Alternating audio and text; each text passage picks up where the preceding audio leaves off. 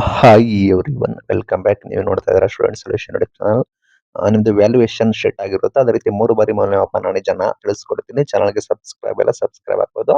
ಇಲ್ಲಿ ಬಂದ್ಬಿಟ್ಟು ಸ್ಟ್ರಿಕ್ಟ್ ಆಗಿರುತ್ತೆ ಅಂತ ಕೇಳ್ತಾ ಇದ್ದಾರೆ. ಇದೇನು ಹೊಸದಲ್ಲ, ಡೌಟ್ ಕೂಡ ಇದ್ದೇ ಇರುತ್ತೆ ವರ್ಷ ವಿದ್ಯಾರ್ಥಿಗಳಿಗೆ. ನೀವು ಗಮನಿಸೋದಾದ್ರೆ ಪರೀಕ್ಷೆಯಲ್ಲಿ ಯಾಕೆ ಹೆಚ್ಚು ಜನ ವಿದ್ಯಾರ್ಥಿಗಳು ಫೇಲ್ ಆಗ್ತಾರೆ ಅಂದ್ರೆ ಕಾರಣ ಇಷ್ಟೇ, ಸ್ಟ್ರಿಕ್ಟ್ ಆಗಿ ಇರುತ್ತೆ. ಅದ ಕಾರಣಕ್ಕೆ ಹೌದು, ಸ್ಟ್ರಿಕ್ಟ್ ಆಗಿ ಕೂಡ ಇರುತ್ತೆ ಮೌಲ್ಯಮಾಪನ. ಬೇಕಾಬಿಟ್ಟು ನಿಮಗೆ ಈಸಿಯಾಗಿ ಅಂಕಗಳನ್ನ ಕೊಡುವುದಿಲ್ಲ.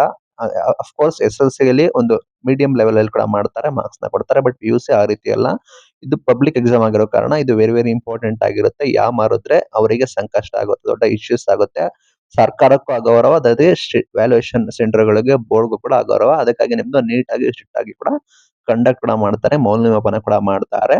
ಹೌದು, ಇದು ಗ್ಯಾಪ್ ನೋಡ್ಕೊಳ್ಳಿ. ನೀವು ಲೇಜಿ ಆಗಿ ಮಾಡ್ತಾರೆ, ಬೇಕಾಬಿಟ್ಟಿ ಮಾರ್ಕ್ಸ್ ಕೊಡ್ತಾರೆ ಅಂದ್ರೆ ಅದು ನಿಮ್ಮ ದಡ್ಡತನ ಅಂತ ಇಷ್ಟಪಡ್ತೀನಿ. ನಿಮ್ಮ ದಡ್ಡತನ.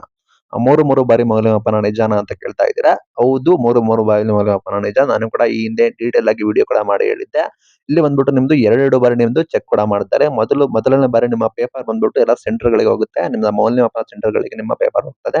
ಅಲ್ಲಿ ನಿಮಗೆ ಡಿವೈಡ್ ಆಗಿರುತ್ತೆ. ಅವರು ಬಂದ್ಬಿಟ್ಟು ವ್ಯಾಲ್ಯೂಯೇಷನ್ ಕೂಡ ಮಾಡ್ತಾರೆ.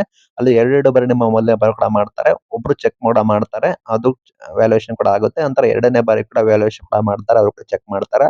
ಇಲ್ಲಿ ಯಾವಾಗ 3ನೇ ಬಾರಿ ಮೌಲ್ಯಮಾಪನ ಆಗುತ್ತೆ ಅಂದ್ರೆ 3 ಬಾರಿ ಆಗುತ್ತೆ ಅಂದ್ರೆ ಎರಡಕ್ಕೂ ಡಿಫ್ರೆನ್ಸ್ ಜಾಸ್ತಿ ಇದ್ರೆ, ಮೊದಲನೇ ಬಾರಿ ಮೌಲ್ಯಮಾಪನ ಕೂಡ ಮಾಡ್ತಾರೆ, 2ನೇ ಬಾರಿ ಮೌಲ್ಯಮಾಪನ ಕೂಡ ಮಾಡ್ತಾರೆ.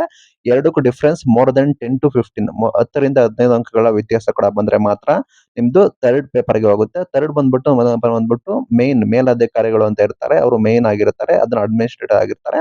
ಅವರು ಚೆಕ್ ಮಾಡಿ ಅದನ್ನ ಕರೆಕ್ಟ್ ಮಾಡ್ತಾರೆ. ಈ ರೀತಿ ಮಿಸ್ಟೇಕ್ಸ್ ಮಾಡಿದ್ರೆ ಮೀನ್ಸ್ ಮೊದಲು ವ್ಯಾಲ್ಯೂಯೇಷನ್ ಕೂಡ ಮಾಡಿರೋರು, ಅದೇ ರೀತಿ 2ನೇ ಮೌಲ್ಯಮಾಪನ ಕೂಡ ಮಾಡಿರೋರು, ಅಲ್ಲಿ ನಿಮ್ಗೆ ಡಿಫ್ರೆನ್ಸ್ ಜಾಸ್ತಿ ಇದ್ರೆ ಮಾತ್ರ ನಿಮ್ದು ಥರ್ಡ್ ಪರ್ಸನ್ ಗೆ ಹೋಗುತ್ತೆ 3ನೇ ಮೌಲ್ಯಮಾಪನ. ಇಲ್ಲ ಅಂದ್ರೆ ಇದೇ ಫೈನಲ್ ಆಗುತ್ತೆ. ಇದು ಇವತ್ತಿನ ವಿಡಿಯೋ.